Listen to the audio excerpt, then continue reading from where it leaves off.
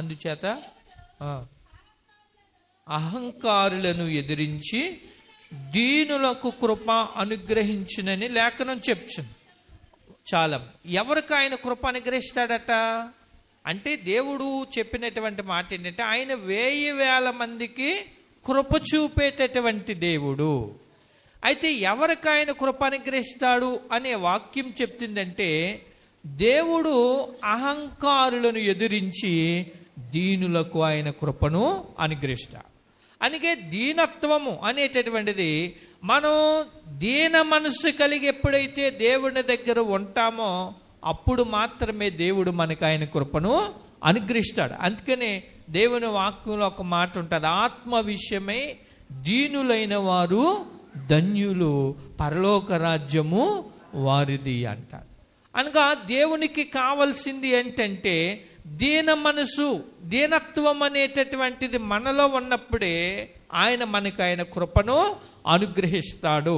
ఇక రెండో విషయాన్ని అక్కడే మనకి 1 పేతురు రాసిన పత్రికలో కూడా 5వ అధ్యాయములో 5వ వచనములో కూడా అక్కడ ఒక మాట కనబడతారు.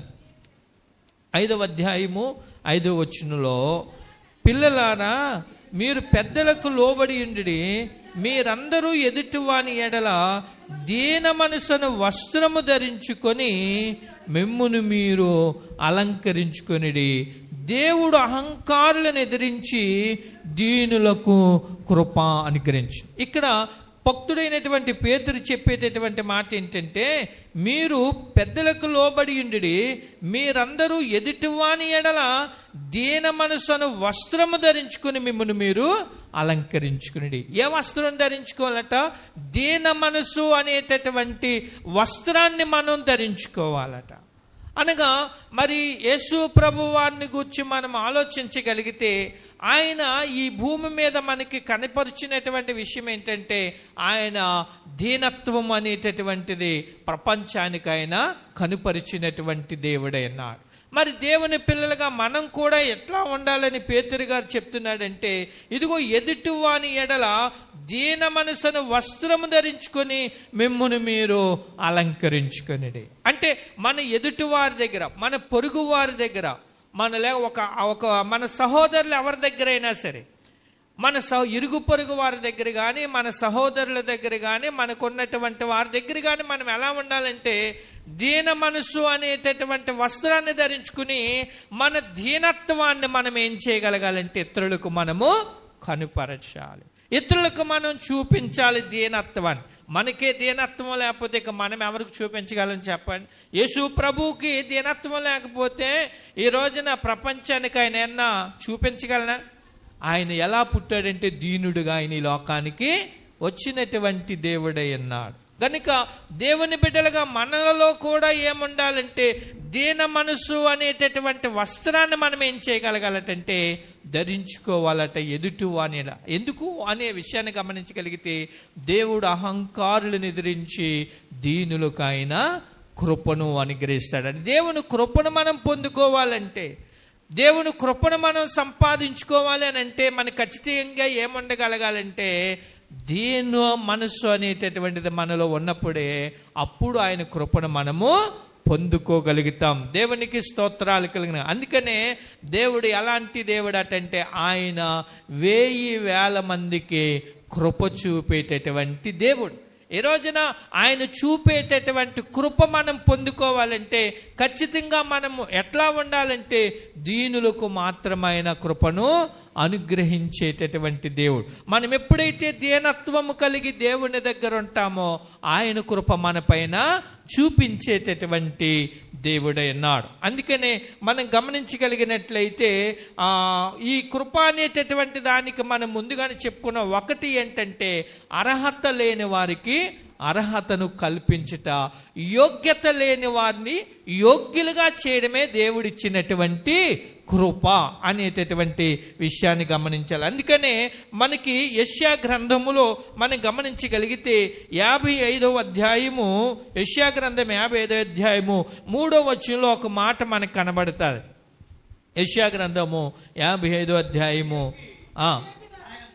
చెవి యొగ్గి నా యొద్దకు రండి, మీరు విని ఎడల మీరు బ్రతుకుదురు, నేను మీతో నిత్య నిబంధన చేసేదను, దావీదునకు చూపిన శాశ్వత కృపను మీకును చూపను. దేవుడు అంటున్నాడు కదా, చెవి యొగ్గి నా యొద్దకు రండి.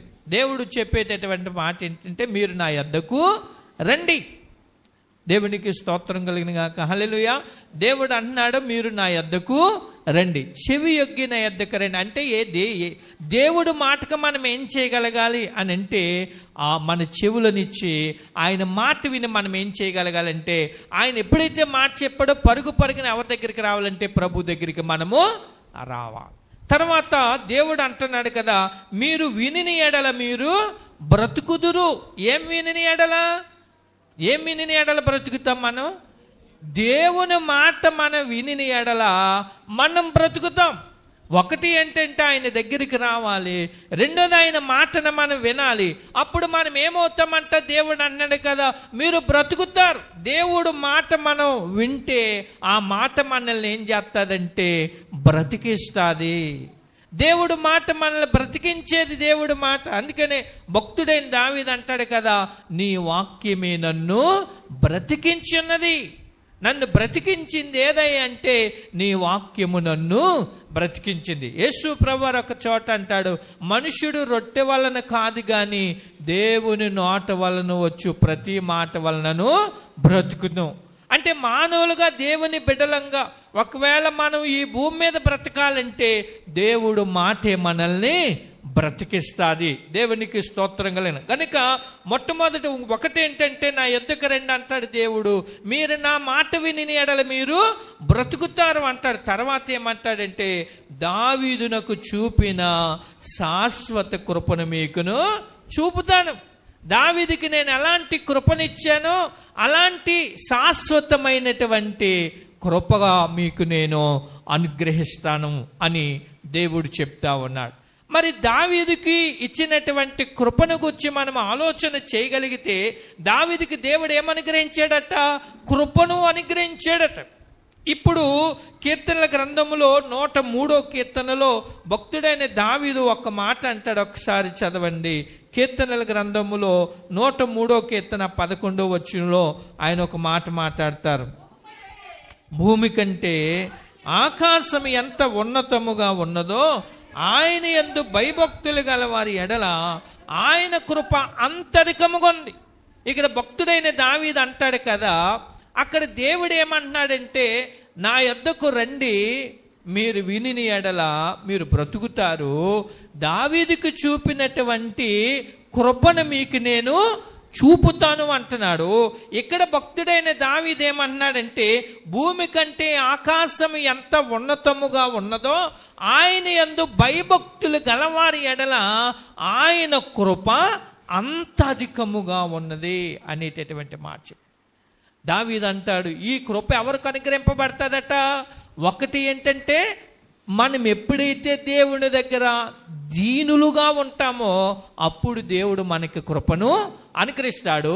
రెండోది ఏంటంటే అంటాడు కదా ఇక్కడ, ఆయన యందు ఎవరైతే భయభక్తులు కలిగి ఉంటారో వారికి ఆయన కృపను అనుగ్రహించేటటువంటి దేవుడే అన్నాడట. ఆ కృప కూడా ఎలా ఉంటుందట?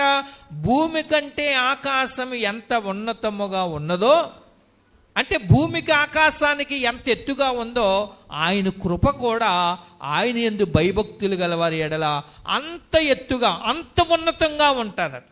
అందుకనే ఇప్పుడు మనం కృప గురించి చెప్పుకున్నాం ఏంటంటే, అర్హత లేని వారికి అర్హత కల్పించడమే కృప. అనగా యోగ్యత లేని వారిని యోగ్యులుగా నిలబెట్టేదే కృప. అందుకనే భక్తుడైన దావీదు గురించి దేవుడు ఏమన్నాడంటే, దావీదుకు చూపినటువంటి శాశ్వతమైన కృపను మీకు చూపుతానన్నాడు. దావీదుకి ఎలాంటి కృప చూపాడు అనే విషయాన్ని మనం గమనించినట్లయితే, ఒకసారి 2వ సమూయేలు గ్రంథములో 7వ అధ్యాయము 18వ వచనంలో అక్కడ ఒక మాట కనపడుతుంది. 2వ సమూయేలు గ్రంథము 7వ అధ్యాయము దయతో ఒకసారి 18 నుండి 19 వచనాల్లో అక్కడ మనకు కొన్ని మాటలు కనపడుతుంది. ఏమా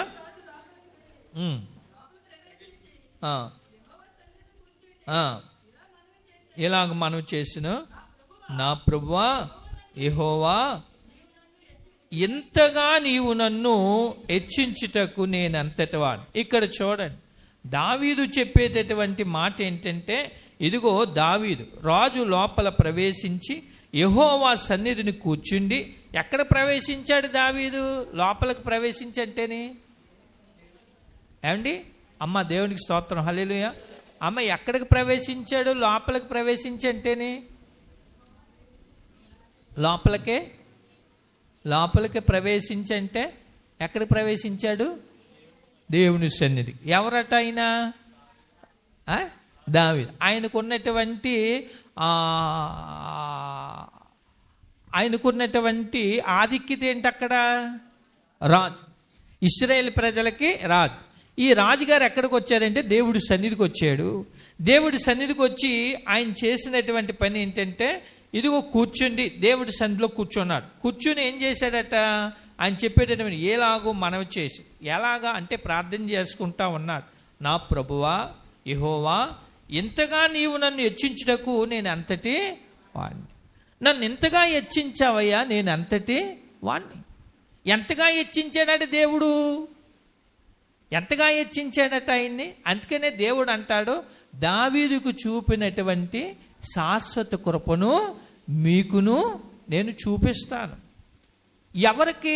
ఆయన మాట ఎవరైతే వింటారో వారికి, ఆయన దగ్గరికి ఎవరైతే వస్తారో వారికి, ఆయన దగ్గర ఎవరైతే దీన మనసు కలిగి ఉంటారో వారికి, ఆయన యందు భయభక్తులు కలిగి ఎవరైతే ఉంటారో వారికి ఆయన ఏమంటున్నాడంటే, ఇక్కడ అంటున్నాడు కదా, ఆయన కృపను ఆయన అనుగ్రహించి దేవుడు. ఇక్కడ దావీదు ఏమంటున్నాడంటే, అయ్యా నాయనా, ఎంతగా నీవు నన్ను హెచ్చించుటకు నేను ఎంతటి వాడిని. ఎంతగా హెచ్చించాడు దేవుడు అని అంటే, మనకి దావీదు గురించి తెలుసు. గొర్రెలను మేపుకునేటటువంటి దావీదుని దేవుడు ఏం చేశాడంటే, ఆయన ఒక రాజుగా దేవుడు ఆయన కూర్చోబెట్టాడు, రాజసింహాసనాన్ని ఎక్కించాడు. అందుని బట్టి దావీదు ఏమంటున్నాడంటే, అయ్యా ఎంతగా నీవు నన్ను హెచ్చించుటకు నేను ఏపాటివాణ్ణి. నన్ను ఎవరెక్కించారు దావీదుని అనే విషయాన్ని గమనించగలిగితే వాళ్ళ కుటుంబ సభ్యులు ఎవరు కాదు, కానీ స్వయంగా దేవుడే పూనుకొని, దేవుడే గొర్రెల కాడున్న దావీదుని పిలుచుకొని ఆ ఇశ్రాయేలుని పరిపాలించడానికి దేవుడు రాజుగా ఆయన్ని అభిషేకం చేశాడు. దేవునికి స్తోత్రాలు కలిగిన గాక, హల్లెలూయా. అందుకనే ఎంతగా నీవు నన్ను హెచ్చించుటకు నేను ఏపాటి వాడిని అంట. అంటే గొర్రెలను మేపుకునే నన్ను నీవు సింహాసనం మీద కూర్చోబెట్టవయ్యా అంటున్నా. మనం అందుకనే ఇక్కడ కృప అనేటటువంటిది దేవుడు ఏమన్నాడంటే, నేను దావీదుకు చూపిన శాశ్వత కృపను మీకు చూపుతానంటున్నాడు. అంటే దావీదుకు కృప ద్వారా దావీదేమయ్యాడు? ఇదిగో ఎంతగా నేను హెచ్చించుటకు, నన్ను నీవు హెచ్చించుటకు నేను ఎంతటి వాడును అన్నాడు. ఎందుకని? నా పరిస్థితి ఏమో గొర్రెలు మేపుకునే పరిస్థితి. అలాంటి నన్ను నువ్వు ఎక్కడ కూర్చోబెట్టావంటే సింహాసనం మీద కూర్చోబెట్టావు. దేవుడు ఏమన్నాడు? కృప చూపని దావీదుకు అన్నాడు. ఎందుకని? నీకు సింహాసనం మీద కూర్చునే అర్హత లేకపోయినా దావీదుకి ఆ అర్హత, యోగ్యత ఎవరిచ్చారు? దావీదుకి దేవుడిచ్చాడు. అందుకని దావీదు ఇక్కడ ఏమన్నాడంటే, ఇదిగో ఎంతగా నీవు నన్ను హెచ్చించుటకు నేను ఎంతటి వాడను. అర్హత లేని నన్ను నీవు ఆ సింహాసనం మీద కూర్చోబెట్టావు. ఎంతగా నీవు నన్ను హెచ్చించుటకు నేను ఏపాటి వాడిని. ఎందుకు అతడు హెచ్చించబడ్డాడో తెలుసా? అర్హత లేనటువంటి, యోగ్యత లేనటువంటి వ్యక్తికి ఎవరు యోగ్యులుగా చేశారంటే దేవుని కృప యోగ్యులుగా చేసింది. అదే మాట ఇక్కడ చెప్తున్నాడు. అయ్యా నన్ను ఎంతగా హెచ్చించుటకు నేను ఎంతటి వాణ్ణి. కనుక కృప అనేటటువంటిది మనల్ని ఏం చేస్తాడంటే, యోగ్యత లేకపోయినా ఆ కృప మనలను యోగ్యులుగా నిలబెడతాది. అర్హత లేని మనకు అర్హతను కల్పించేదే దేవుడిచ్చినటువంటి కృప. అందుకనే దేవుడు ఎలాంటి దేవుడు అటో తెలుసా? ఆయన వేలకు కృప చూపేటటువంటి దేవుడు. దేవునికి స్తోత్రాలు. తర్వాత ఇంకేమంటాడంటే, నేనెంతటి వాడను, నా కుటుంబము ఏపాటిది. కుటుంబం కూడా ఎలాంటిదట? నా కుటుంబం కూడా అంత ఘనమైనటువంటి కుటుంబం ఏమీ కూడా కాదు. నా కుటుంబం కూడా అంత ఉన్నతమైనటువంటి కుటుంబం ఏమీ కాదు.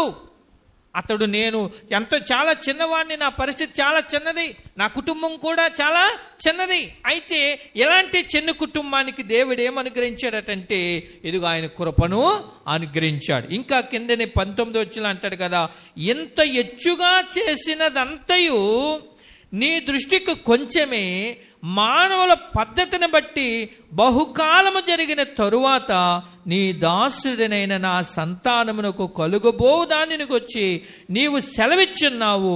యెహోవా నా ప్రభువా దావీదు అను నేను నీతో ఏమి చెప్పుకొందును? భక్తుడైన దావీదు అంటాడయ్యా, ఎంతగా నీవు నన్ను హెచ్చించావయ్యా, ఎంతగా నన్ను ఉన్నతమైన స్థితిలో నిలవబెట్టావయ్యా. ఇదిగో నేను ఎంతటి వాడును, నా కుటుంబం స్వల్పమైంది, నేను చాలా చిన్నవాడిని, అయినా నీవు నన్ను ఎక్కడ నిలబెట్టావంటే సింహాసనం మీద కూర్చుండబెట్టావు. దేవునికి స్తోత్రాలు కలిగిన గాక. హల్లెలూయా. గనుక దావీదును దేవుడు ఏం చేశాడంటే అర్హత లేనటువంటి వ్యక్తికి దేవుడు అర్హతను దావీదుకి దేవుడు అనుగ్రహించాడు. ఆ కృప ద్వారా దావీదు ఏం చేయబడ్డాడంటే ఒకటి ఆయన హెచ్చించబడ్డాడు. రెండో విషయాన్ని మనం గమనించగలిగితే అదే యెషయా గ్రంథములో మనము యెషయా గ్రంథాన్ని చదవగానే 55వ అధ్యాయము అక్కడ 55వ అధ్యాయం 3వ వచనంలో మనం గమనించగలిగితే కిందన ఆయన అంటాడు కదా 4వ వచనంలో, ఇదిగో జనములకు సాక్షిగా అతన్ని నియమించి తిని జనములకు రాజుగాను అధిపతిగాను అతను నియమించింది. జనములకు ఎలా చేశాడట? ఆయన అధిపతిగా చేశాడు. అందుకనే ఒకటి హెచ్చించడం, రెండోది అధిపతిగా చేయడం, అధికారిగా చేశాడు దావీదుని దేవుడు. అందుకనే ఈ రెండు కూడా ఎవరి వల్ల దావీదుకి కలిగాయంటే దేవుడిచ్చిన కృప వల్ల కలిగాయి. అందుకని దేవుడు ఏమన్నాడంటే దావీదుకు చూపినటువంటి శాశ్వతమైన కృపను మీకు కూడా నేను చూపుతాను. ఎప్పుడు ఆ కృప మనకు వస్తుందంటే దేవుని మాట మనం ఎప్పుడైతే వింటామో, దేవుని యొద్దకు మనం ఎప్పుడైతే వస్తామో, దేవుని దగ్గర ఎప్పుడైతే దీన మనసు కలిగి ఉంటామో, దేవుని యందు ఎప్పుడైతే భయభక్తులు కలిగి ఉంటామో, అప్పుడు దావీదుకు చూపిన కృప మన మీద ఆయన చూపిస్తాడు. ఆ కృప మనల్ని ఏం చేస్తాడంటే ఆ కృపే దావీదుని హెచ్చించింది, ఆ కృపే దావీదుని అధిపతిగా చేసింది. దేవునికి స్తోత్రాలు కలిగిన గాక. హల్లెలూయా. ఈ లోకంలో మనం ఎవరికి కూడా ఒకవేళ ఎన్నిక లేని వారుగా ఉండొచ్చు, యోగ్యులుగా ఉండలేకపోవచ్చు, అర్హత కలిగిన వారుగా ఉండలేకపోవచ్చు, కానీ మనం దేవుని కృపను మాత్రం సంపాదించుకుంటే దేవుడు మనల్ని ఏం చేస్తాడంటే హెచ్చింతాడు. దేవుడు మనల్ని ఏం చేస్తాడంటే తలగా చేస్తాడు, అధిపతిగా మనల్ని ఆయన చేస్తాడు. దావీదుకి అర్హత లేని వ్యక్తికి అర్హతను కల్పించేదే కృప. దేవునికి స్తోత్రాలు కలిగిన గాక. ఇక రెండో విషయాన్ని మనం గమనించగలిగితే ఈ కృప అనేటటువంటిది ఎట్లాగ మనకు ఉపయోగపడుతుంది అనే విషయాన్ని మనం గమనించగలిగితే ఇదిగో 2వ కొరింథీయులకు రాసిన పత్రిక 12వ అధ్యాయము 7వ వచనము నుండి 10వ వచనం వరకు కూడా అక్కడ మనకి కొన్ని విషయాలు కనపడతాయి. దయతో 2వ కొరింథీయులకు రాసిన పత్రిక 12వ అధ్యాయము 7వ వచనము నుండి అక్కడ కొన్ని విషయాలు. నాకు కలిగిన ప్రత్యక్షతలు బహు విశేషముగా ఉన్నందున నేను అత్యధికముగా ఎచ్చిపోకుండు నిమిత్తము నాకు శరీరములో ఒక ముళ్ళు నేను అత్యధికముగా ఇచ్చిపోకుండు నిమిత్తము నన్ను నలుగగొట్టుటకు సాతాను యొక్క దూతగా ఉంచబడింది. అది నా యొద్ద నుండి తొలగిపోవలెనని దాని విషయమై ముమ్మారు ప్రభువుని వేడుకొంటిని. అందుకు నా కృప నీకు చాలును, బలహీనత యందు నా శక్తి పరిపూర్ణమగుచున్నదని ఆయన నాతో చెప్పాను. ఇక్కడ మనం గమనించగలిగితే ఒకటి కృప ఏంటంటే అర్హత లేని వారికి అర్హతను కల్పించాలి. రెండోది కృప ఏంటంటే మనం ఎప్పుడైతే బలహీనతలో ఉంటామో కృప మనల్ని ఏం చేస్తుందంటే బలమును అనుగ్రహిస్తారు. మనం ఎప్పుడైతే బలహీనంగా ఉంటామో అప్పుడే ఈ కృప ఏం చేస్తుందంటే మనకి బలమును అనుగ్రహిస్తారు. ఇక్కడ పౌలు గారి గురించి మనం చదివాం కదా, పౌలుకి ఒక శరీరములో ఒక బలహీనత ఉందట. 3 సార్లు దేవుణ్ణి అడిగాడట, ప్రభువా ఈ ముళ్ళును నాలో నుండి నీవు తొలగించు అని దేవుణ్ణి అడిగాడట. దేవుణ్ణి అడిగితే దేవుడు ఇచ్చినటువంటి మాట ఏంటంటే, అది నీ యొద్ద నుండి తీసివేయబడదు కానీ నా కృప నీకు చాలు, నా కృప నీకు చాలు అన్నాడు. అంటే కృప చాలని అక్కడ ఆ కృప ఏం చేస్తుందంట, ఆ కిందనే ఈ పౌలు గారు అంటాడు, ఏమంటాడంటే, అందుకు నా కృప నీకు చాలును, బలహీనత యందు నా శక్తి పరిపూర్ణమగుచున్నదని ఆయన నాతో చెప్పాను. దేవుడు ఏమని చెప్పాడట, నీ బలహీనత యందు నా శక్తి నీ యందు పరిపూర్ణమగుచున్నదని ఆయన నాతో చెప్పాడు. ఎవరు చెప్పారు? దేవుడు చెప్పాడు. పౌలా, నీకున్న ముళ్ళుని తీయడం జరగదు కానీ నా కృప నీకు చాలు. అంటే బలహీనతలో నా కృప నీకు ఏముంటుందంటే తోడుగా ఉంటుంది. ఆ కృప నీకేం చేస్తుందంటే, ఇదిగో బలహీనత యందు నాకు నా శక్తి పరిపూర్ణమగుచున్నదని ఆయన నాతో చెప్పాడు. నువ్వు ఎప్పుడైతే బలహీనంగా ఉన్నావో అప్పుడు నీకేముంటుందో తెలుసా, నా కృప నీకు తోడుగా ఉంటుంది. అప్పుడే నా శక్తి నీకు పరిపూర్ణంగా అనుగ్రహిస్తాను అని దేవుడు చెప్పాడంట. అంతేకాకుండా కిందనేమంటాడంటే 10వ వచనంలో, నేను ఎప్పుడు బలహీనుడునో అప్పుడే బలవంతుడు. పౌలు గారు అంటారు, నేను ఎప్పుడు బలహీనుడునో అప్పుడే బలవంతుడిని అనేటటువంటి మాట. కనుక మనం గమనించవలసిన విషయం ఏంటంటే, మనం ఎప్పుడైతే బలహీనతలో ఉంటామో అప్పుడు ఈ కృప ఏం చేస్తుందంటే, దేవుడు కృప మనకు తోడుగా ఉండి మన బలహీనతలో మనల్ని ఏం చేస్తుందంటే బలపరుస్తూ ఉంటుంది. దేవుని కృప మన బలహీనతల్లో మనల్ని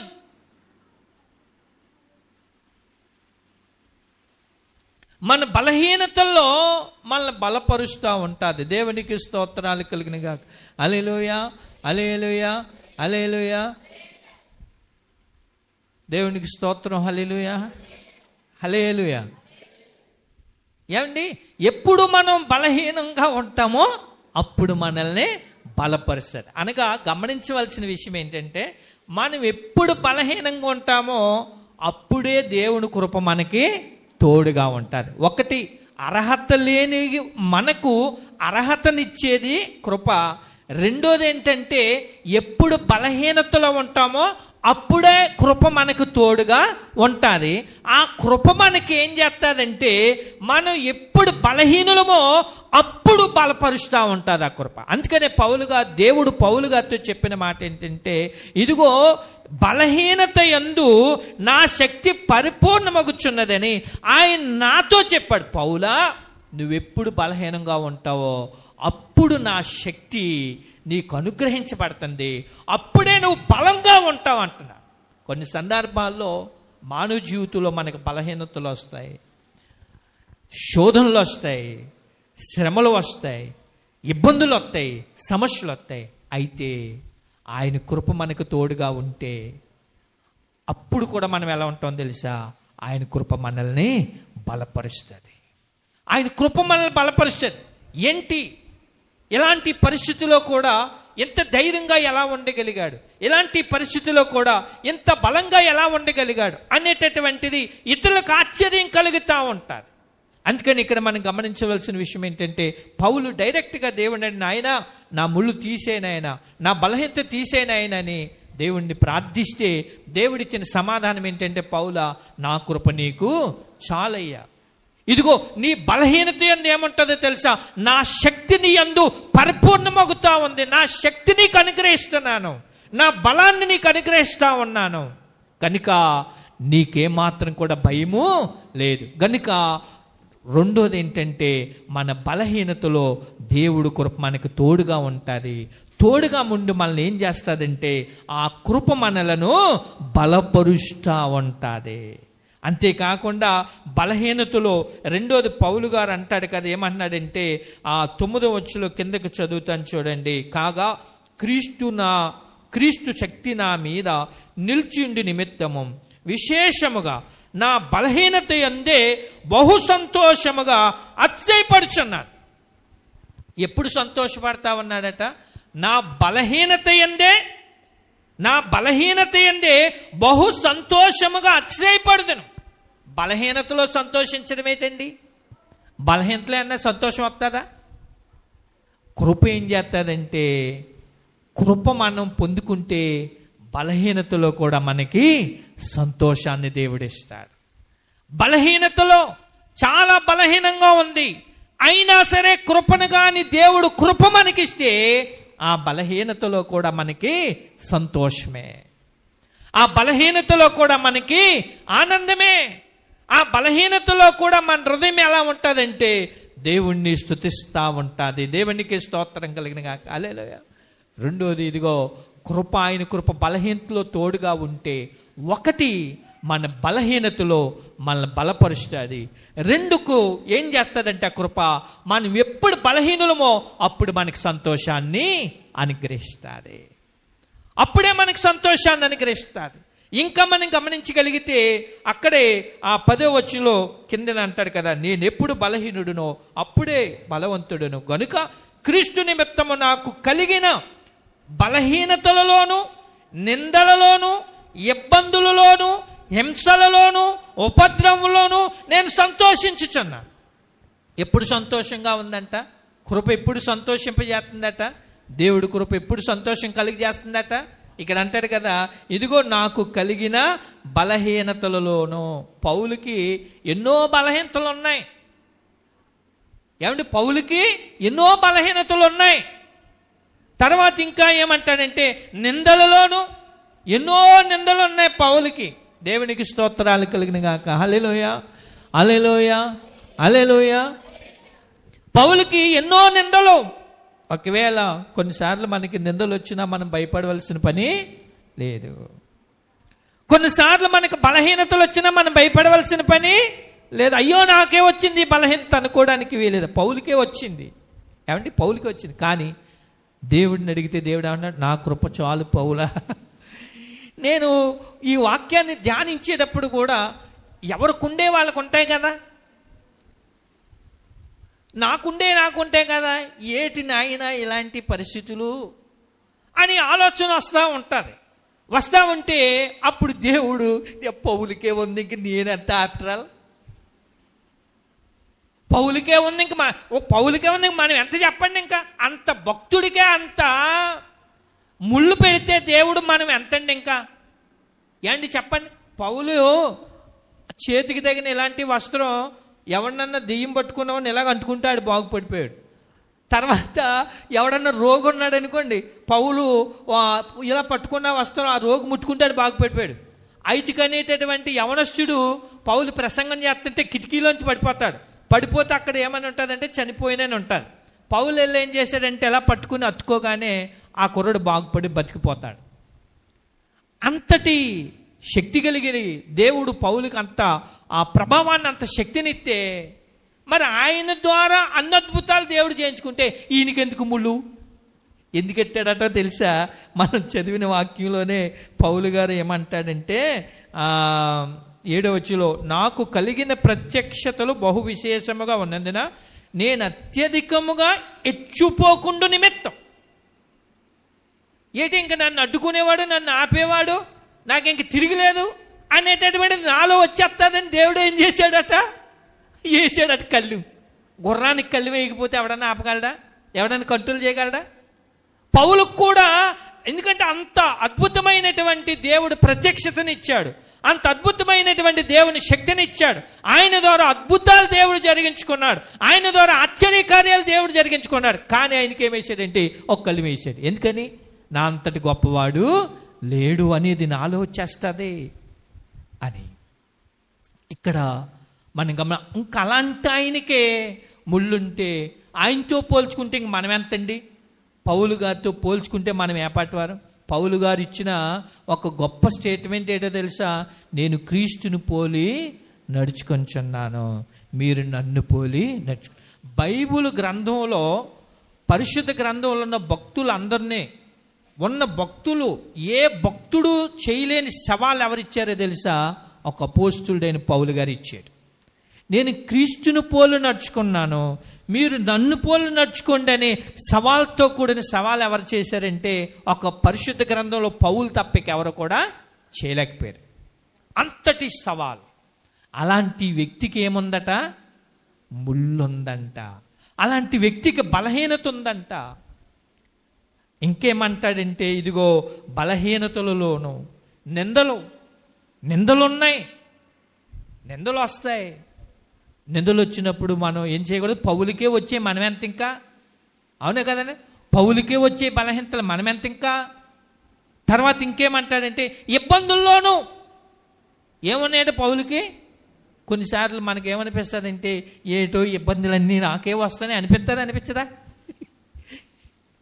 అనిపించదా? ఎవరికన్నా, నాకన్నా మీకన్నా మనకే ఏంటి అన్ని ఇబ్బందులు నాకే వస్తున్నాయి ఏంటి అనుకుంటాం. కొన్ని సందర్భాల్లో పౌలు జీవితంలో కూడా చెప్పే మాట ఏంటంటే, ఏమన్నాయట? ఇబ్బందులు ఉన్నాయి, ఎన్నో ఇబ్బందులు. తర్వాత ఇంకేమంటాడంటే, హింసలలోను.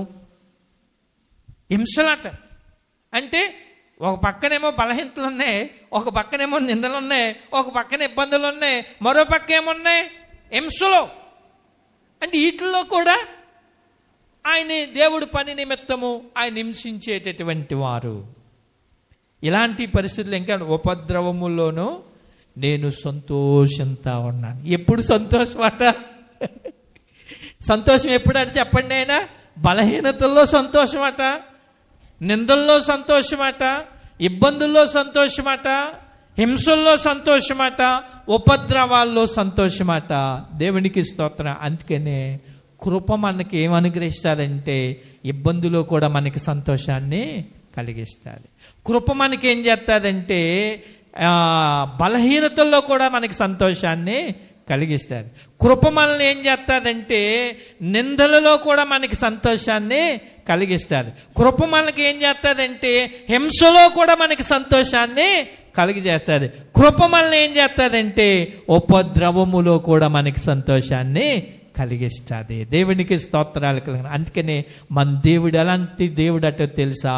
1000 మందికి నేను కృప చూపవాడిని. దావీదుకు కృప చూపాడు, పౌలు పైన కూడా దేవుడు ఏం చూపాడు? కృప చూపాడు. దావీదుని ఏం చేశాడంటే బహుగా హెచ్చించాడు, అధిపతిగా చేశాడు. పౌలుకి ఏమి కృప ఇచ్చాడంటే, బలహీనతలో పౌలు దేవుడికి బలాన్ని ఇచ్చాడు. అంతేకాకుండా అతనుకున్నటువంటి ఇదిగో బలహీనతల్లోనూ, ఇబ్బందుల్లోనూ, నిందలలోనూ, హింసలలోనూ, ఉపద్రవాల్లో పౌలుకి ఏమిచ్చాడంటే సంతోషాన్ని దేవుడు అనుగ్రహించాడు. దేవునికి స్తోత్రాలు కలిగిన కలలే కనుక రెండోది కృప ఏంటంటే, మన బలహీనతలో మనకు తోడుగా నిలిచేది కృప. దేవునికి స్తోత్రాలు. తోడుగా నిలిచి మనల్ని ఏం చేస్తుంది? మనం ఎప్పుడు బలహీనులమో అప్పుడు మనల్ని బలపరుస్తుంది. ఎప్పుడు దుఃఖంతో ఉన్నామో అప్పుడు కృప మనకి సంతోషాన్ని అనుగ్రహిస్తాడు. అందుకనే ఒక పాట ఉంటుంది, నా బలహీనతయందు నా సిలువను మోస్తూ నిన్ను పోలి నేను నడచెదన్, వెనుకున్నవి మరచి ముందున్న వాటికై సహనముతో పరుగెత్తెదను. నా బలహీనతయందు నా సిలువను మోస్తూ నిన్ను పోలి నేను నడచెదను, వెనుకున్నవి మరచి ముందున్న వాటికై సహనముతో పరుగెత్తెదను. ఉన్నత పిలుపునకు కలుగు బహుమానము, ఉన్నత పిలుపునకు కలుగు బహుమానము నేను పొందాలని నిన్న మెల్లనే పాడినా కీర్తించినా నీ రుణమునే తీర్చగలనా. కొనియాడి పాడి నీ సాక్షిగానే ఇలలో జీవించనా, ఇలలో జీవించనా. దేవునికి స్తోత్ర. మన బలహీనతలను ఏం చేస్తాడట ఆయన? నా బలహీనత యందు నీ సిలువను మోస్తూ, అనగా శ్రమలను ఎత్తుకుని దేవుణ్ణి వెంబడించటం. అంటే దేవుని వలన కలిగే శ్రమలను, మనకు కలిగేటటువంటి శ్రమలు మన మీద ఎత్తుకుని ఏం చేయాలట? మోస్తూ ఉండాలట. గనుక దేవుని కృప మనకి ఎప్పుడు తోడుగా ఉంటుందంటే మన బలహీనతలో తోడుగా ఉంటుంది. తోడుగా ఉండి ఏం చేస్తాడంటే మనల్ని బలపరుస్తూ ఉంటుంది. మన బలహీనతల్లో మనకి సంతోషాన్ని అనుగ్రహిస్తుంది. గనుక మన దేవుడు ఎలాంటి దేవుడు అటో తెలుసా? 1000 మందికి ఆయన కృప చూపే దేవుడు. దేవునికి స్తోత్రాలు కలిగి. ఇక మూడోది ఏంటంటే 2 కొరింథీయులకు రాసిన పత్రికలోనే, క్షమించాలి, 1 కొరింథీయులకు రాసిన పత్రిక 12వ అధ్యాయము 4వ వచనములో మనకు అక్కడ కొన్ని విషయాలు కనబడే. కృపావరములు నానా విధములుగా ఉన్నవి కానీ ఆత్మ ఒక్కడే. దేవునికి స్తోత్రాలు కలిగినగా. ఇక్కడ మనం గమనించవలసినటువంటి విషయం ఏంటంటే ఈ యొక్క 12వ అధ్యాయము 4వ వచనములో మనకు కనబడే విషయం ఏంటంటే, నేను 3వ వచనం చదువుతాను చూడండి. ఇందుచేత దేవుని ఆత్మ వలన మాట్లాడువాడెవడును యేసు శాపగ్రస్తుడని చెప్పడనియు, పరిశుద్ధాత్మ వలన తప్ప ఎవడును యేసు ప్రభు అని చెప్పలేడనియు నేను మీకు తెలియజేయుచున్నాను. కృపావరములు నానా విధములుగా ఉన్నవి గాని ఆత్మ ఒక్కడే. మూడోది ఏంటో తెలుసా? కృపావరాలు అంటే దేవుని కృప వల్ల మనకి ఏమనుగ్రహిస్తాడటో తెలుసా? వరాలను అనుగ్రహిస్తాడు. దేవుని కృప మనం ఎప్పుడైతే పొందుకుంటామో అప్పుడు దేవుడు మనకి ఏమనుగ్రహిస్తాడట? కొన్ని వరాలను దేవుడు ఇస్తాడట. అంటే అవి భూ సంబంధించిన వరాల గురించి కాదు, కానీ ఆ కింద చదివితే మనకు అర్థమవుతుంది. ఇక్కడ మనం గమనించగలిగితే ఇక్కడ 4వ వచనం, కృపావరములు నానా విధములుగా ఉన్నవి కానీ ఆత్మ ఒక్కడే. ఆత్మ ఎన్ని ఆత్మలు ఉంటాయట? ఎన్ని ఆత్మలు ఉంటాయట? ఆత్మ ఎన్ని ఆత్మలట? దేవుని ఆత్మ, దేవుని ఆత్మ ఒక్కడే. ఈ మధ్యన ఒక చోటకి వెళ్ళిన ఆయన ఎన్ని ఆత్మలని చెప్పాడో తెలుసా? 7 ఆత్మలు అన్నాడు ఆయన. 7 ఆత్మలట. దేవుడు ఆత్మ ఒక్కడే. అది నా మాట, దేవుని మాట. మీరు చదవండి అక్కడ. ఆత్మ ఎన్నట? ఒక్కడేనా? దేవుని ఆత్మ ఒక్కడే. అది నా సొంత మాట. అది దేవుని ఆత్మ ఒక్కటే. ఇందులో మనం లేనిది పెట్టకూడదు, ఉన్నది తీయకూడదు. దేవుని ఆత్మ ఒక్కడే.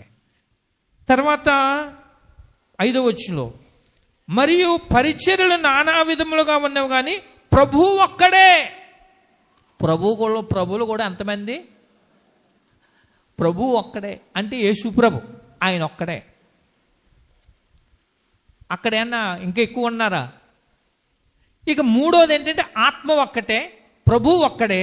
తర్వాత ఏంటంటే కిందన మనం చదివితే నానా విధములైన కార్యములు కలవు కానీ అందరిలోనూ అన్నిటినీ జరిగించు దేవుడు ఒక్కడే. మీకు అర్థమైందా? ఆత్మ ఒక్కడే, ప్రభు ఒక్కడే, దేవుడు ఒక్కడే. తండ్రి, కుమార, పరిశుద్ధాత్మ. త్రిత్వంలో ఏకత్వం. తండ్రి, కుమార, పరిశుద్ధాత్మ. ఇక్కడ మనం గమనించవలసిన విషయం ఏంటంటే, గనుక ఉన్న వాటిని మనం చెప్పాలి తప్ప లేని వాటిని చెప్పడానికి వీలు లేదు. అది దేవుని వాక్కులో ఉన్న మాటనే. అది నా సొంత మాట. ఏమండి, అవునా కాదు? మాట్లాడరేటి? ఉన్నది ఉందా లేదా? అక్కడ ఆత్మ ఒక్కడే, తర్వాత ప్రభు ఒక్కడే అనగా యేసు ప్రభు, ఆత్మ పరిశుద్ధాత్మ, దేవుడు ఒక్కడే, తండ్రి అయినా దేవుడు. లేని మాటలు మనం చెప్పకూడదు. ఒక గొప్ప పెద్ద పాస్టర్ గారు, పేరున్న పాస్టర్ గారు చెప్పిన మాట, 7 ఆత్మలట. ఇక్కడ మనం గమనించాలి, దేవుడు ఏమనుగ్రహిస్తాడట? కృపావరములను అనుగ్రహించే దేవుడు. కృప అనేటటువంటిది దేవుడు ఒకటి అర్హత లేని వారికి అర్హత కల్పించడమే కృప. రెండోది కృప మనకిచ్చేది ఏంటంటే, ఇదిగో బలహీనతలో కృప మనకి తోడుగా ఉంటుంది, మనల్ని బలపరుస్తుంది. రెండోది ఏంటంటే, మన ఇబ్బందుల్లో కూడా మనకి సంతోషం కలిగిస్తుంది. మూడోది ఏంటంటే, కృప ఏమి అనుగ్రహిస్తుందట? మనకి కృపావరాలను అనుగ్రహిస్తుందట. ఆత్మ సంబంధించినటువంటి వరాలు. ఆ కిందని ఆయన అంటాడు కదా, ఆ 12వ అధ్యాయంలోనే మనకి 7వ వచనాన్ని చదివితే మనకు అర్థమవుతుంది. అయినను అందరి ప్రయోజనము కొరకు ప్రతివానికి ఆత్మ ప్రత్యక్షత అనుగ్రహింపబడుచున్నది. అందరి ప్రయోజనం కొరకు ఆత్మ ప్రత్యక్షత అనుగ్రహింపబడుతుంది. అంటే ఏ ఆత్మ? ఆత్మలు ప్రత్యక్షత అనుగ్రహింపబడుతుందని ఉంది అక్కడ. ఏమండి? ఆత్మలు ప్రత్యక్షత అనుగ్రహింపబడుతుందని ఉందా? ఆత్మ ప్రత్యక్షత అనుగ్రహింపబడుతుందని ఉందా? అదనమాట. మరి 7 ఆత్మలు ఎక్కడి నుంచి వచ్చాయి? అలాంటి వాళ్ళు పెద్ద పాస్టర్ గారు.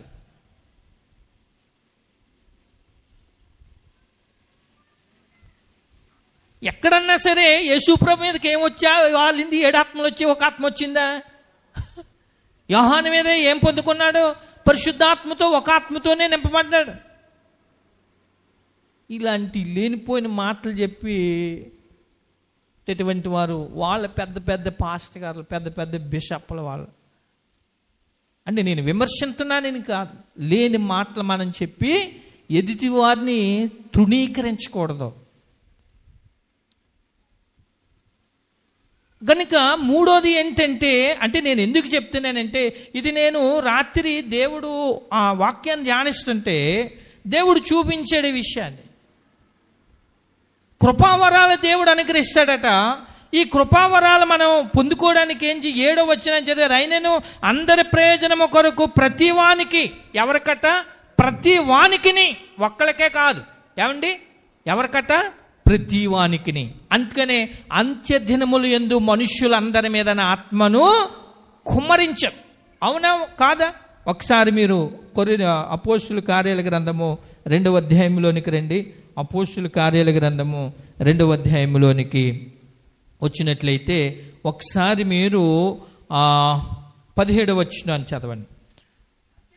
అంత్యదినములు యందు నేను మనుష్యులందరి మీద నా ఆత్మను కుమ్మరించదు. ఎవరి మీద కుమ్మరిస్తాడట? కొందరి మీదనా, అందరి మీదనా? మనుష్యులందరి మీద కూడా నా ఆత్మను కుమ్మరిస్తాడు. మనుషులందరి మీద నా ఆత్మను కుమ్మరిస్తాడు. ఇక్కడేమన్నాడు? మనం 1 కొరింథీయులకు రాసిన పత్రిక 12వ అధ్యాయం 7వ వచనంలో, అయినను అందరి ప్రయోజనము కొరకు ప్రతి వానికి ఆత్మ ప్రత్యక్షత అనుగ్రహింపబడుతుంది. ప్రతి వానికి కూడా, అందరికీ. ప్రతి వానికి అంటే ఏంటంటే అందరైనా, కొందరు అనాలి మనం. ప్రతి వానికి. ఎందుకట? ప్రతి వానికి ఆత్మ ప్రత్యక్ష అనుగ్రహింపబడుతుంది. ఎందుకట? పైన ఉంది, అందరి ప్రయోజనము కొరకు. మనం ప్రయోజనం పొందాలి, దేవుడి ద్వారా మనం ప్రతిఫలం పొందాలంటే మనం దేవుడు ఏమనుగ్రహిస్తున్నాడట? అందరికీ కూడా పరిశుద్ధాత్మనైనా అనుగ్రహించాడు. అందరికీ అనుగ్రహించాడు పరిశుద్ధాత్మను. కొందరికే కాదు, అందరికీ ఆయన ఇచ్చేశాడు. కానీ మనం ఏం చేయాలి? దాన్ని తీసుకోవాలి. మన పిల్లలకి, బాబు బీరువాలో నేను 100 రూపాయలు పెట్టాను అంటాం, అందులో పలానా చోట పెట్టామని అంటాం. కానీ ఆడేం చేయాలి? ఆ బీరువాలో ఉన్న దాన్ని వాడు తీసుకోవాలి. అప్పుడే వాడి చేతిలోనికి వస్తుంది, వాడు సొంతం అవుతుంది. దేవుడు ఎప్పుడో ఇచ్చేశాడు అందరికీ కూడా పరిశుద్ధాత్మను, ఆయన ఎప్పుడో అనుగ్రహించేశాడు. కానీ దాన్ని సంపాదించుకోవాల్సిన పని ఎవరిదో తెలుసా? దాన్ని తెచ్చుకొని సంపాదించుకోవాల్సిన బాధ్యత మందది. అందరి ప్రయోజనము కొరకు కూడా ఆయన ఏమిచ్చాడంటే పరిశుద్ధాత్మను ఆయన అనుగ్రహించాడు. ఎందుకట? కృపావరాల్లో అక్కడ చెప్తున్నాడు చూడండి. కృపావరాల్లో అక్కడ 8వ వచనం నుండి ప్రారంభించాడు. ఎలాగనగా ఒకనికి ఆత్మ మూలముగా బుద్ధివాక్యమును. కృపావరాలు ఏ వాక్యం ఇచ్చాడట? బుద్ధివాక్యాన్ని. 9 రకాలైన కృపావరాలు ఇక్కడ దేవుడిచ్చాడు.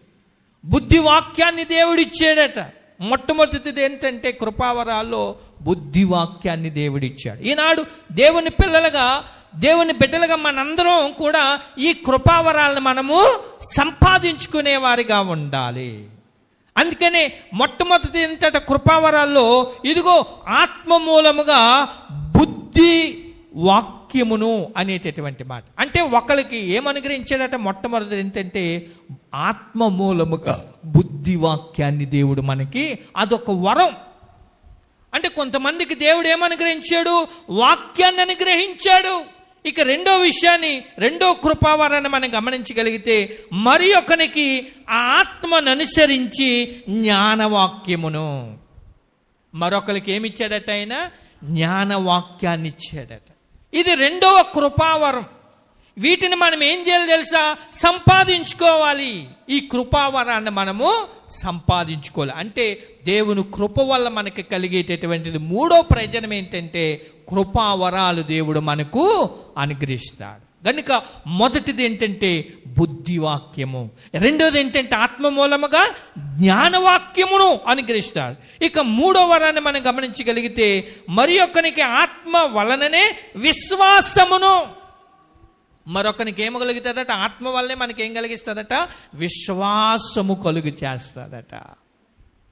ఆత్మ మూలంగానే విశ్వాసం మనకు కలుగుతుందట. ఆ పరిశుద్ధాత్మ మనలో ఏం కలిగి చేస్తుందంటే విశ్వాసం అనేటటువంటిది మనలో బలపరుస్తూ ఉంటుంది. ఇక నాలుగో వరం ఏంటంటే అక్కడ ఆత్మ వలననే స్వస్థపరచు వరములను, మరొకరికి ఏ వరం అట? ఆత్మ వలననే స్వస్థపరచు వరాలని. అంటే స్వస్థపరిచేట, అంటే మన వల్ల కాదు, దేవుని ఆత్మ ఏం చేస్తుందట? మనం పొందుకుంటే అక్కడ స్వస్థత కార్యాలు దేవుడు జరిగిస్తాడు. అది పౌలుకి ఇందాక మనం చెప్పాం కదా, పౌలు ఎందుకు తన చేతిలో ఉన్నటువంటి ఆ ఒక కర్చీపుని ఒక రోగికి తగిలితే ఎందుకు బాగుపడింది, ఒక దెయ్యం పట్టినటువంటి వ్యక్తికి తగిలితే ఎందుకు ఆ దెయ్యం పారిపోయింది, లేకపోతే పౌలు ఐతిక అనేటటువంటి యవనస్తుడు పడి చనిపోతే ఎందుకు బ్రతకాడంటే పౌలు ఏముందంటే స్వస్థపరిచేటటువంటి వరాన్ని పౌలు పొందుకున్నాడు. స్వస్థపరిచేటటువంటి వరాన్ని పొందుకున్నాడు. ఇక్కడ పౌలు ఒక చోట ఒక ప్రాంతానికి వెళ్తే పౌలు శీల ఇద్దరు వెళ్ళారు. ఇద్దరు వెళ్ళిన తర్వాత జరిగిన పరిస్థితి ఏంటంటే అక్కడ ఒక దెయ్యం పట్టినటువంటి అమ్మాయిని అక్కడ బాగు చేస్తారు దేవుని నామంలో. వాళ్ళందరూ కూడా పౌలుకి పెద్ద పెద్ద పూలదండలో పెద్ద పెద్ద బలులు ఇవ్వడానికి పెద్ద పెద్ద అన్నీ తెచ్చేటప్పుడు పౌలు ఏమంటాడంటే, ఇదేంట్రా బాబు ఇలాంటి పని మీరు చేస్తున్నారో, ఇది ఎంత మాత్రం మాకు చేయడానికి మేము యోగ్యులము కాదు అంటారు. ఇప్పుడున్న పరిస్థితులు ఎలా ఉంటున్నాయంటే, మీరు టీవీలో ఎన్నో చూస్తూ ఉన్నారు. టీవీలో ఎంతో ఇంకా దాన్ని ఎలా చూపింటున్నారంటే మరి నిజంగా మరి ఏమైందో మనకైతే తెలియదు. టీవీల్లో మాత్రం విపరీతమైనటువంటి ప్రచారాలు మనం గమనిస్తూ ఉన్నాం. గనుక మరి మన పరిస్థితులు ఇక్కడ పౌలు గురించి మనం ఆలోచించగలిగితే ఒకసారి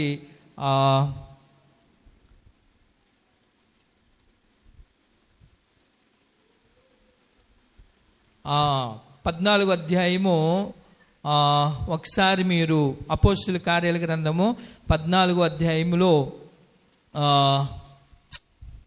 7వ వచనం చదివితే, లుస్త్రాలో బలహీన పాదములు గల ఒకడుండెను. అతడు పుట్టినది మొదలుకొని కుంటువాడే, ఎన్నడూను నడవలేక కూర్చుండి ఉండినవాడు. అతడు పౌలు మాటలాడుట వినెను. పౌలు అతని వైపు తేరి చూచి స్వస్థత పొందుటకు అతనికి విశ్వాసం ఉండెనని గ్రహించి, నీ పాదములు మోపి సరిగా నిలువమని బిగ్గరగా చెప్పినప్పుడు అతడు గంతులు వేసి నడవసాగెను. జన సమూహములు పౌలు చేసిన దాన్ని చూచి లుకోనియా భాషలో దేవతలు మనుష్య రూపము తాల్చి మన ఎద్దుకు దిగి వచ్చి ఉన్నారని కేకలు వేసి బర్నబాకు ద్విపతి అనియు, పౌలు ముఖ్య ప్రసంగి అయినందున అతనికి హెర్మే అనియు పేరు పెట్టిరి. పట్టణమునకు ఎదురుగా ఉన్న జుపతి యొక్క పూజారి ఎడ్లను పూలదండలను ద్వారముల యొద్దకు తీసుకొని వచ్చి జనసమూహముతో కలిసి బలి అర్పింపవలని ఉండెను. అపోస్తలుడైన పౌలుయు బర్నబాయు పౌలును ఈ సంగతి విని తమ వస్త్రములు చింపుకొని సమూహములోనికి చొరబడి, అయ్యలారా, మీరెందుకు ఇలాగొచ్చేయుచున్నారు? మేము కూడా మీ స్వభావం వంటి స్వభావము గల నరులమే. మీరు ఈ వ్యర్థమైన వాటిని విడిచిపెట్టి ఆకాశమును భూమిని సముద్రమును వాటిలో ఉండు సమస్తమును సృజించిన జీవము గల దేవుని వైపు తిరిగి వల్లని మీకు సువార్త ప్రకటించు. కొద్దిగా స్పీడ్గా చదివేశారు. మీకు ఏమన్నా అర్థమైందో లేదో నాకైతే తెలియదు. లుస్త్రాలో ఒక వ్యక్తిని బాగు చేస్తే అక్కడ ఉన్న వాళ్ళందరూ ఏం చేశారంటే ఎడ్లను తెచ్చారు, పూలదండలు ఇచ్చారు, బలి ఇవ్వడానికి తెచ్చారు. ఎడ్లను ఏమని వీళ్ళకి పేర్లు పెట్టారు, దేవుడు దేవత అనేటువంటి పేర్లు పెట్టారు. అప్పుడు పౌలు గారికి సంగతి తెలిసి, ఎందుకయ్యా బాబు ఎలాంటి పనులు మీరు చేస్తున్నా? మేము కూడా మీకు లాంటి వాళ్ళమేనయ్యా, మీరు ఎలాంటి పనులు చేయడానికి వీల్లేదు, దేవుడు చేశాడు. మీరు అందరూ ఎవరి వైపు తిరగాలో తెలుసా? దేవుని వైపు తిరగండి. దేవునికి స్తోత్రాలు. ఈనాడు మీరు గమనించండి, నిజంగా అద్భుతాలు జరుగుతున్నాయో లేదో నాకైతే తెలియదు. కానీ మొన్న ఈ మధ్యకాలంలో కొన్ని వీడియోలు కూడా యూట్యూబ్లో వాట్సాప్లో కూడా పెట్టారు. ఒక ఆయన చేసినటువంటి, ఇదిగో ఎలాగని అంటే క్రైస్తవ ఇతరులు, క్రైస్తవేతరులు అంటే క్రైస్తవుల్ని కొంచెం టార్గెట్ చేసే విధానంలో వారు చూపించారు. అంటే దేవుడు స్వస్థపరిచేవాడు, కానీ దాన్ని మనం పదే పదే భూతద్దాల్లో పెట్టి చూపించవలసిన అవసరత లేదు. దాన్ని పదే పదే వీడియోలు తీసి చూపించవలసినంత అవసరత లేదు.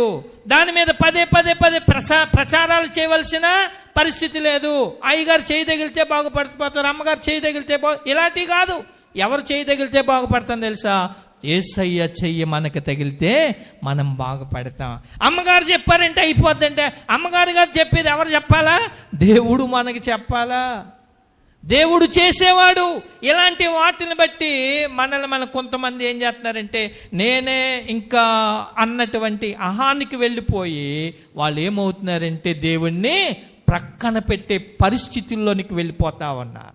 జనాలు కూడా యేసు ప్రభు వారి కంటే ముందు ఎవరినే ఇచ్చేస్తున్నారంటే అలాంటి వాళ్ళకే విలువిస్తున్నారు, యేసు ప్రభుని పక్కన పెడతా ఉన్నారు. కానీ పౌలు ఏమన్నాడు, బర్నబా ఏమన్నాడు? అయ్యా, మేము కూడా మీకులాంటి వాళ్ళమేనయ్యా. ఈయన్ని బాగు చేసింది ఎవరో తెలుసా? యేసయ్య. మాకు బలులొద్దు, మాకు పూలదండలొద్దు, మాకేమొద్దు. మీరేం చేయాలి తెలుసా? దేవుని తట్టు మీరు తిరగండి. దేవునికి స్తోత్రాలు కలగని. కనుక కృపావరాల్లో మనం చెప్పుకున్నటువంటిది ఏంటంటే, 4వది ఏంటంటే, ఇదిగో ఆత్మ వల్లనే స్వస్థపరచు వరమును. కృప వల్ల మనకి ఇన్ని వరాలు దేవుడు అనుగ్రహిస్తున్నాడు. 1 బుద్ధివాక్యాన్ని, 2 జ్ఞానవాక్యాన్ని, 3వది ఏంటంటే విశ్వాసాన్ని, 4వది ఏంటంటే స్వస్థపరిచే వరాన్ని, 5వది ఏంటంటే మరి ఒకనికి అద్భుత కార్యములను చేయు శక్తియు. 5వది ఏంటంటే అద్భుతాలు చేసే శక్తి. మోషే వెళ్ళాడు. మోషే, నువ్వు ఐగుప్తు దేశానికి వెళ్ళవయ్యి అంటే దేవుడు మోషే ద్వారా ఏ కార్యాలు చేయించుకున్నాడు? అక్కడ ఏం చేశాడు? ఫరో దేవుడు ప్రజలను పంపించమన్నాడంటే నేను పంపించను అనేవాడు. అప్పుడు దేవుడు అంటాడు, ఏమంటాడు తెలుసా? మోషే, నువ్వేం చేస్తావో తెలుసా? ఇదిగో ఈ ధూళిని పేలగునుగాక అన్నాడు. వెంటనే ఆ ధూళంతా ఏమైపోయిందంటే పేలులాగా మారిపోయి. అప్పుడు ఐగుప్తు దేశంలో ఉన్నటువంటి, అక్కడ ఉన్నటువంటి ఆ దేశంలో ఉన్నటువంటి మంత్రాలు మంత్రించే వారిని, ఇంకా రకరకాల ఫరో పిలిచి వాటిని ఎలగొట్టండి అంటే ఎవరి వల్ల కూడా సాధ్యం కాదు. ఆ బాధ భరించలేక, ఓ బాబు ఈ బాధ భరించలే, మళ్ళా మోషేను పిల్లండి అని రాజు కబురు పెడితే, నీ ప్రజలు పంపేస్తానయ్యా, కొంత మాకు ఈ పేలు పోయేలాగా నువ్వేం చేయాలంటే దేవుణ్ణి ప్రార్థన చేయి అంటాడు. అప్పుడు మళ్ళా దేవుడికి మోషే ఎప్పుడైతే ప్రార్థన చేశాడో అప్పుడు జరిగిన సంగతి ఏంటంటే ఆ పేలన్నీ పోతాయి. అద్భుతాలు చేసేటటువంటి వరాన్ని ఎవరికి ఇచ్చారంటే దేవుడు దైవజనుడైన మోషేకి దేవుడు అనుగ్రహించాడు. అంటే అది కృప ద్వారా, కృపావరం, అద్భుతాలు చేసేటటువంటి వరాన్ని. ఇవన్నీ కూడా మనం ఏం చేయగలగాలంటే దేవుని బిడ్డలుగా ఈ కృపావరాలను మనం సంపాదించుకోవాలి. ప్రతి ఒక్కరూ సంపాదించుకోవాలి. అందరికీ దేవుడు ఇచ్చాడు, ప్రతి ఒక్కరికి కూడా ఆయన ఇచ్చాడు, కొందరికి మాత్రమే కాదు. దాన్ని మనం సంపాదించుకోవాలి. అద్భుతాలు చేసేటటువంటి అద్భుత కార్యాలు జరిగించేటటువంటి కృపావరాన్ని. మరొకటి ఏంటంటే అక్కడే మనకు కనబడుతుంది ఏంటంటే 6వది ఏంటంటే ఇదిగో మరి ఒకనికి ప్రవచనావరమును, మరి ఒకనికి ఆత్మల వివేచనయు. మరొకరు కొంతమందికి ఏంటంట ప్రవచనావరం. ఈ ప్రవచనావరం కొన్ని సందర్భాల్లో అంటే అది ఉన్నది లేదని కాదు, కానీ ప్రవచనావరం కొన్ని సందర్భాల్లో ఏమంటారంటే ఎవరన్నా నీళ్ళేసుకున్నారనుకోండి, ఖచ్చితంగా నీకు మగబిడ్డ పుడుతున్నాడు దేవుడు ఇస్తున్నాడని నాకు చెప్పాడు అంటారు. తీరా పుట్టేసరికి ఏం బిడ్డ పుడుతుందంటే ఆడబిడ్డ పుట్టింది. అప్పుడు ఏ ప్రవచనం అని నమ్మాలి మనం? ఏ ప్రవచనం అని నమ్మాలి మనం అంటున్నాను. అది దేవుడి ప్రవచనమా లేకపోతే మన సొంత ప్రవచనమా? చెప్పండి, చెప్పరేటి? అది దేవుడి ప్రవచనమా మన సొంతంగా చెప్పిన ప్రవచనమా? అమ్మ నీకు మగబిడ్డ పుట్టేస్తాడా ఇంకేం తిరిగిలేదు. అది దేవుడి ప్రవచనమా మన ప్రవచనమా? పుట్టలేదంటేనే అలాంటి ప్రవచనాలు కాదు. దేవుడు నీకు యథార్థంగా చెప్తే చెప్పు, లేకపోతే మాట్లాడి కూరుకో. ఇప్పుడు పుట్టలేదనుకో, ఇప్పుడు ఏమంటారు? రేపు పొద్దున్న ఏమంటారు? గర్భఫలం ఆయన ఇచ్చు బహుమానం, కుమారులు ఆయన అనుగ్రహించు స్వాచ్ఛము. నువ్వెవరు, నేనెవరు? నీకు మగపిల్లోడు పుడుతున్నాడు, నీకు ఆడపిల్లోడు పుడుతున్నాడు అని చెప్పడానికి?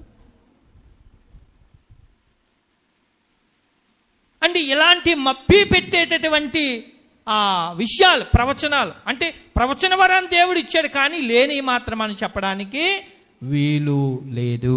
దేవునికి స్తోత్రాలు కలిగినగా. నువ్వు వచ్చే సంవత్సరానికి కొట్టేసిపడు అయిపోతావు దేవుడు నాకు చెప్తున్నాడు అంటున్నారా లేదా? టీవీలో అంటున్నారా? చాలా మంది అన్నారు నిన్ను దేవుడు దీవిని ఎలాంటివి చెప్తే, అమ్మ బాబోయ్ అయ్యగారు ఎంత మంచి అయ్యగారు, అమ్మ బాబోయ్ అమ్మగారు ఎంత మంచి, వచ్చే సంవత్సరం కారు కొనేస్తాను అంటారా? అనరా? కారు కొనేస్తావు వచ్చే.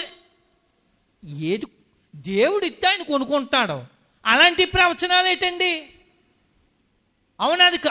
అది కరెక్ట్. అది నువ్వు వచ్చే సంవత్సరం కారు కొనేస్తావు, నువ్వు వచ్చే సంవత్సరానికి 2 అంతస్తులు ఇల్లు కట్టేస్తావు, నువ్వు వచ్చే సంవత్సరానికి 10 ఎకరాలు కొనేస్తావు, నువ్వు వచ్చే సంవత్సరానికి కోటేశ్వరుడు అయిపోతావు.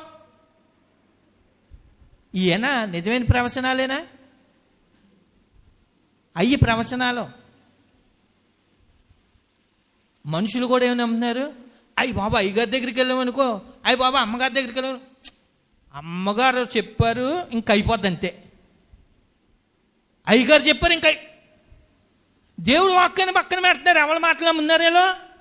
ఎవరి మాట నమ్ముతారండి?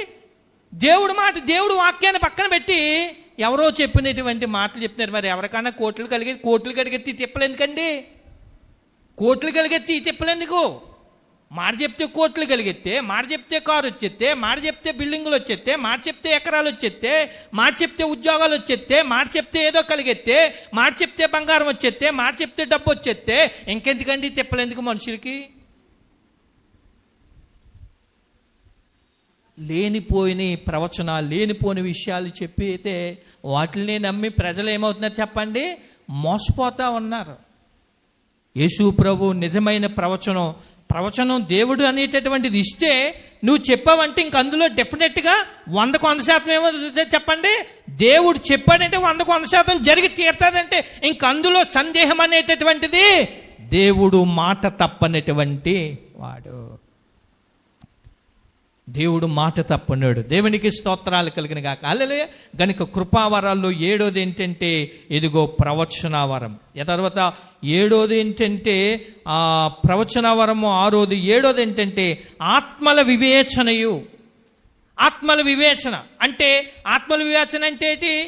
కొంతమంది అంటే నేను ఎలాగ అంటున్నాను కదా, ఉద్రేకపూర్వకంగా కొన్ని మాటలు మాట్లాడుతూ ఉంటారు, కొన్ని భాషలు మాట్లాడుతూ ఉంటారు. ఇంకా వాళ్ళు ఏమనుకుంటారు, చూసేవాళ్ళు ఏం చేస్తారంటే ఎప్పుడైతే 2 భాషలు మాట్లాడారో, ఓ పరిశుద్ధాత్మ వచ్చేసింది అని నేను ఎలాగ అంటున్నానని కాదు, ఉద్రేకపూర్వకమైనటువంటి కాదు. అదేంటంటే వివేచన అంటే ఏది నిజమైన దేవుని ఆత్మేది, దురాత్మేది. దురాత్మ ఎలా ఉంటుంది, దేవుని ఆత్మ ఎలా ఉంటుంది. వివేచన అంటే అదే మంచిని ఇది దేవుని ఆత్మేదో ఇది దురాత్మేదో వివేచించేదే వివేచన వరం. ఇది 7వ వరం అన్నమాట, వివేచన వరం. కొంతమంది చూడండి, అయ్య బాబాయ్ అమ్మగారు పరిశుద్ధాత్మతో నింపబడిపోయారు, అయ్యగారు ఇంకా పరిశుద్ధ అబ్బబ్బబ్బబ్బబ్బ అని నేను అనేది విమర్శించడం కాదు సుమా. అది ఏది దేవుని ఆత్మ, ఏది దేవుని ఆత్మ కాదు, ఏది సత్యము ఏది అబద్ధము అన్నది వివేచన వరం. ఎవరిస్తారు మనకి? దేవుడు. ఇలాంటి అనుభవాల్లో నుండి దేవుడు నన్ను పైకి తీసుకొచ్చాడు. ఈ భాషలు మాట్లాడే వరం తెలుసు నాకు. దురాత్మేదో దేవుని ఆత్మేదో తెలుసు. ఈ ఉద్రేకపూర్వకంగా ఇలాగ మాట్లాడేదంటే అబ్బాబ్బా వచ్చేసింది ఇంకా అనుకుంటారు, కానీ అది కరెక్టు కాదు. కనుక మనం గమనించవలసిన విషయం ఏంటంటే దేవుని ఆత్మ ఏదో దేవుని ఆత్మ ఏది కాదో మనం ఏం చేయాలి చెప్పండి? వివేచించేదే ఈ యొక్క వివేచన వరం. దేవునికి స్తోత్రాలు కలిగిన తర్వాత ఏంటో తెలుసా? ఇదిగో మరి యొక్కనికి నానావిధ భాషలు, మరి యొక్కనికి భాషల అర్థము చెప్పు శక్తియు అనుగ్రహింపబడింది. మరొకరికి ఏమిస్తాడు? కొంతమందికి ఏమో భాషల వరాన్ని దేవుడు ఇస్తాడు. తర్వాత మరొక వరం ఏంటో తెలుసా? ఆ భాషలకు అర్థము చెప్పేటటువంటి వరం. ఆ భాషలకు కూడా ఏం చెప్పాలట? అర్థం భాషలు మాట్లాడో మంచిదే, ఆ భాషకు అర్థం చెప్పేటటువంటి వరాన్ని కూడా ఇస్తాడు. ఇలాగా ఈ 9 వరాలు కూడా ఎవరు అనుగ్రహిస్తాడట? కృప వల్ల మాత్రమే ఈ 9 వరాలు మనకి దేవుడు అనుగ్రహిస్తాడు. ఈ మనందరం సంపాదించుకోవాలి. దేవుడు మనందరికి ఇచ్చాడు. మొదటిది ఏంటంటే ఇదిగో బుద్ధి వాక్యమును, రెండోది ఏంటంటే జ్ఞానవాక్యమును, మూడోది ఏంటంటే విశ్వాసమును, నాలుగోది ఏంటంటే ఇదిగో స్వస్థపరచు వరమును, ఐదోది ఏంటంటే అద్భుత కార్యములు చేయ శక్తి, ఆరోది ఏంటంటే ప్రవచన వరం, ఏడోది ఏంటంటే వివేచన వరం, ఎనిమిదోది ఏంటంటే భాషల వరం, తొమ్మిదోది ఏంటంటే భాషలకు అర్థము చెప్పేటటువంటి వరాలు. ఈ 9 వరాలు దేని ద్వారా కలిగితేట మనకి? కృపావరాలు. కృప ద్వారానే ఈ వరాలు మనకి అనుగ్రహం. దేవుని కృప వల్ల మనకు కలిగితే గనుక ఈ 3 విషయాలు. అందుకనే ఆయన ఎలాంటి దేవుడట? 1000 మందికి కృప చూపు దేవుడు. ఒకటి, కృప వల్ల మనకి ఏం కలుగుతుందంటే అర్హత లేని మనలను అర్హతను, యోగ్యతను దేవుడు కలిగించేదే కృప. ఆ కృప వల్ల దావీదుని దేవుడు ఏం చేశాడంటే హెచ్చించాడు. ఆ కృప వల్ల దావీదుని దేవుడు ఏం చేశాడంటే అధిపతిగా చేశాడు.